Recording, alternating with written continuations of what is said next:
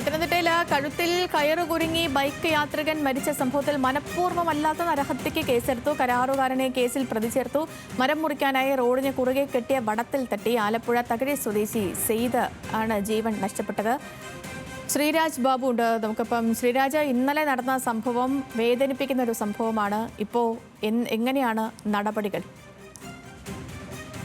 ഇന്നലെ തന്നെ പോലീസ് പറഞ്ഞിരുന്നു കൃത്യമായ നടപടി ഉണ്ടാകുമെന്ന് പറഞ്ഞിരുന്നു. അതുപോലെ തന്നെ സുരക്ഷാ മാനദണ്ഡങ്ങൾ പാലിക്കാതെയാണ് അത്തരത്തിലൊരു വടം കെട്ടി മരം മുറിക്കാനുള്ള നടപടികൾ തൊഴിലാളികൾ ചെയ്തുകൊണ്ടിരുന്നതെന്ന് ഇന്നലെ തന്നെ പോലീസ് വ്യക്തമാക്കിയിരുന്നു.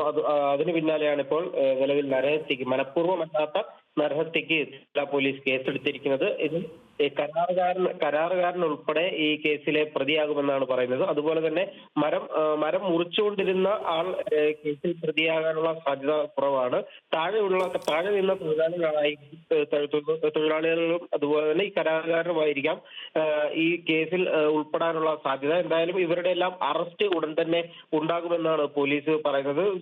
പോലീസ് കൃത്യമായി പറയുന്നത് ഇവർ ഇത്തരത്തിൽ വടം കെട്ടി മരം മുറിക്കുമ്പോൾ, റോഡിൽ വടം കെട്ടി മരം മുറിക്കുമ്പോൾ കൃത്യമായ സുരക്ഷാ മാനദണ്ഡങ്ങൾ പാലിക്കാറായിട്ടുണ്ട്. അതിന് ചില പ്രോട്ടോകോളുകൾ പോലെ തന്നെ കുറെ നിർദ്ദേശങ്ങളുണ്ട്. ആ തരത്തിലുള്ള നിർദ്ദേശങ്ങളൊന്നും തന്നെ ഇവർ പാലിച്ചിരുന്നില്ല എന്നും പോലീസ് പറയുന്നുണ്ട്. എന്തായാലും വിഷയത്തിൽ മനഃപൂർവ്വമല്ലാത്ത നരഹത്യക്ക് കേസെടുത്തു. ഇതിന്റെ പിന്നാലെ അറസ്റ്റ് ഉടൻ ഉണ്ടാകുമെന്നാണ് പോലീസ് അറിയിക്കുന്നത്. സേതു, ശ്രീരാജ്, ഇന്നലെ കോൺട്രാക്ടറും അതുപോലെ തന്നെ കയറ് കെട്ടിയവരെയൊക്കെ കസ്റ്റഡിയിൽ എടുത്തിരുന്നല്ലോ. അപ്പോൾ നിലവിലിപ്പോൾ കരാറുകാരനെതിരെ മാത്രമാണോ കേസിൽ പ്രതി ചേർത്തിരിക്കുന്നത്, അതോ ഈ കയറ് കെട്ടിയവരെയൊക്കെ പ്രതി ചേർത്തിട്ടുണ്ടോ? സേതു, നിലവിൽ കണ്ടാലറിയാവുന്ന ആളുകൾക്കെതിരെ എന്നുള്ള രീതിയിലാണ് നിലവിൽ പോലീസ് കേസെടുത്തിരിക്കുന്നത്. ഇന്നലെ തന്നെ ഈ തൊഴിലാളികളെയും അതുപോലെ തന്നെ അവിടെ ഉണ്ടായിരുന്നവരെയും കസ്റ്റഡിയിലെടുത്തിരിക്കുന്നത്.